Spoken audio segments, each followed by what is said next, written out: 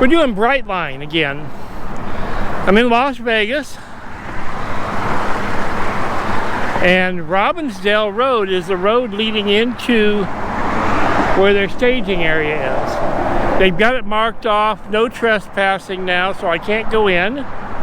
But they do have a temporary chain link fence up. And Las Vegas Paving has got a contract for some work here. So they built probably the road and going to do probably the parking lot and that type of work. Interesting name, staging. So this is what it looks like in Vegas. They had the grand opening about a month ago, where they broke groundbreaking ceremony. Their first big obstacle is going to be right there.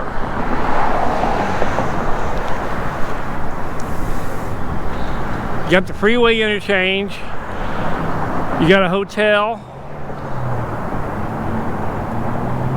you got a lot of parking areas, and they're going to have to go over the top of that interchange. We don't know exactly how yet, but we'll see when they start working on it. So I'm going to go back and forth along the strip here and back out where they're supposed to be working. I'll bring you back as soon as I see more construction work. Another no trespassing, do not enter signs. But this was the old Blue Diamond Road. And you can see a chain link fence across it up there. It's going to be a little hard to see. And the pavement's been tore out. So it looks like they're working on it there. Well, Brightline has broken ground. Hard to see. They have broken ground up to his point. This is where it'll squeeze between the sound barrier and the commercial property and the resorts up there. But Cancun's going to have the biggest challenge resort. But they'll squeeze through here and they'll come up this way. And they'll be right in this little strip right here. Now I don't know if this will be double rail or single rail. I understand it's a good possibility it'll be double rail.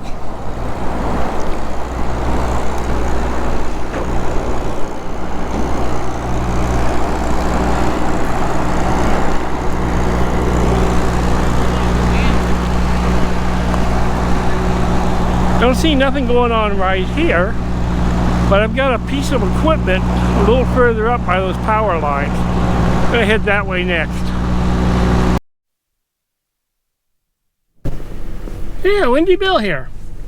Okay, we looked all over Vegas, and Brightline, I see where they've done some work, but I've seen Brightline doing a lot of work for the past year, doing boring, soil samples, and just in general everything, surveying.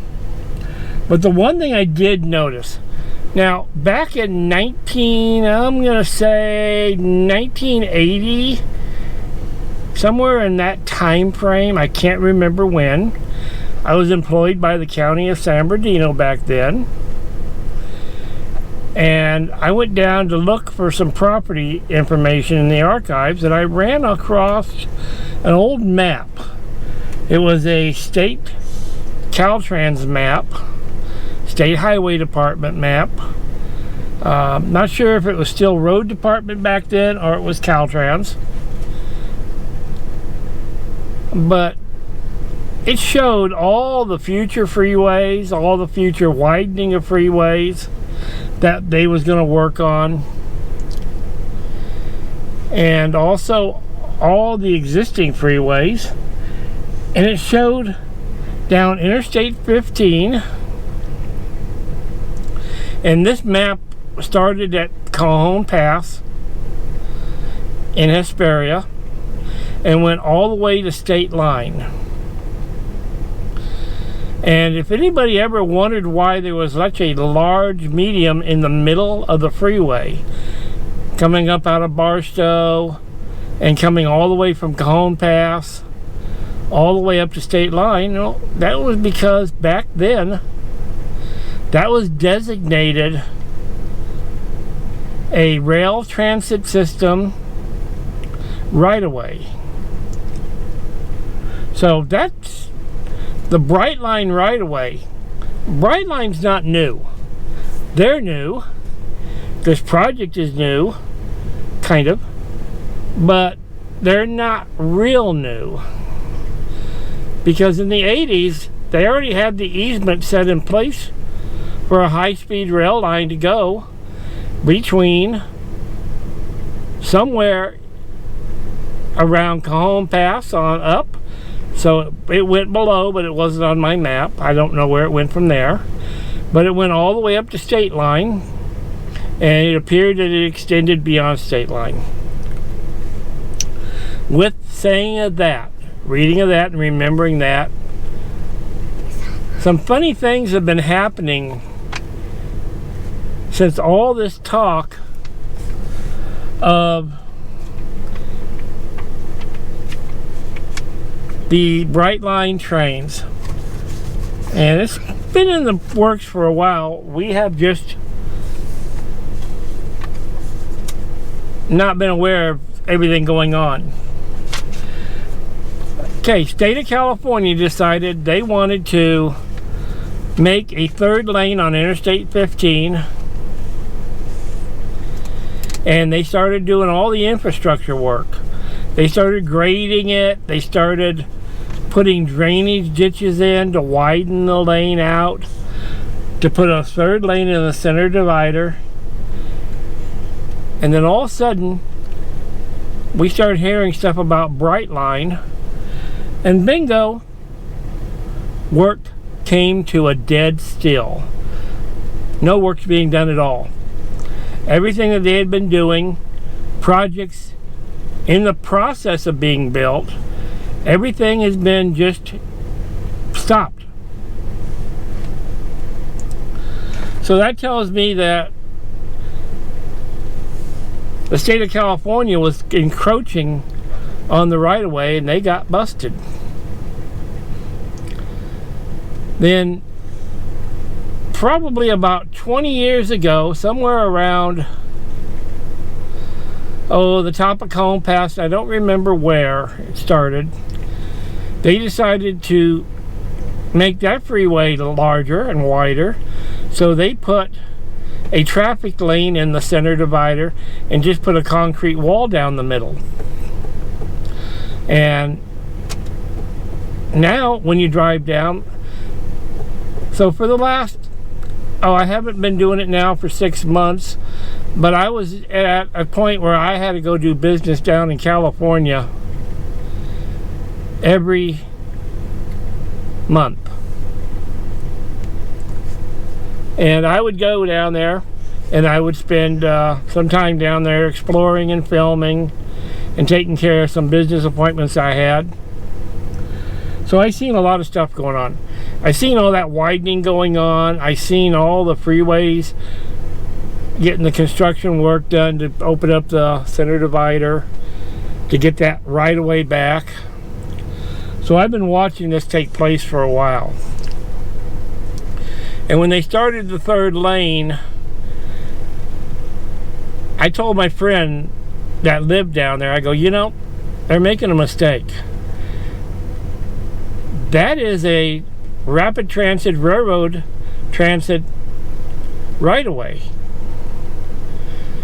So when they started doing that, I was wondering how long it was going to take before somebody noticed and somebody decided to do some business about it. So they did. Now Brightline, they just had the groundbreaking ceremony, and I will tell you this, I did see Las Vegas paving signs on the area where they did the groundbreaking and put the tents up. And I hope, in a way, I don't know if I'm happy about seeing Las Vegas Paving being involved in this project or not. Las Vegas Paving is a great company. Well, kind of. They've had their issues over the years. They built the roundabouts in Pahrump and killed a family with a runaway truck. I got to see a little bit of disclosure on the paperwork, but not much. I do know, excuse me. Okay, apologize for the coughing. I'll cut that out as much as I can and edit it out. I have an injury, not an illness. I was exposed to some chemicals when I was a firefighter. It was a Mexican cartel drug lab that was in San Bernardino County. LA County did a bust on it, and I was exposed to some chemicals when my crew and myself went there and did a standby. One firefighter, totally disabled. He's pretty well, can't do much of anything anymore. My other medic, who was further away, and we're talking further away by like 10 feet, he has nothing at all wrong with him that we know of. And me, I developed the cough, diabetes, almost went into kidney failure. So that's my cough, just a little update on that. Okay, where I was at, so Las Vegas Paving, they're paving a road in the Mojave Preserve, and I think they homesteaded the property because they've been working on this road for almost a year to do like 10 miles of road. So they don't get a really high mark on my standard, but this will be different maybe. It's hard to say. All I do know is when you break ground, you have to get all the permits squared away. You got to mobilize your equipment. You got to move equipment on site. It's got to be decided on where you're going to start, what you're going to start, where you're going to go. So we're just going to follow this along, and we're just going to follow this journey. Take a ride with me. Right now it's going to be about once a month, and as work progresses and starts getting much more active, it may end up being every other week. It may end up being every week. But folks, I'm going to document the Brightline Railway all the way until it goes belly up or it gets completed. So with that, I hope everybody likes my video. I know it's not as good of a video as I thought it would be. I thought I'd see more work today, but I didn't. So I want everybody to have a blessed day. And just remember, it takes time to do big projects. So don't get discouraged. I'm not going to get discouraged about all this work on the Brightline. And I hope it does good. So everybody have a great day. Like and subscribe. I had a pretty bad downfall in my videos. About 3 weeks ago. I was up in Northern California camping, didn't have internet. Computer was acting up when I did get internet, so I got really behind in getting some posting done. So I had to play catch up, and that hurt my standings with YouTube. So people, if you'd watch, like, subscribe. Guys, likes don't cost you nothing. It's a push of a button, and it does a miracle of work for me.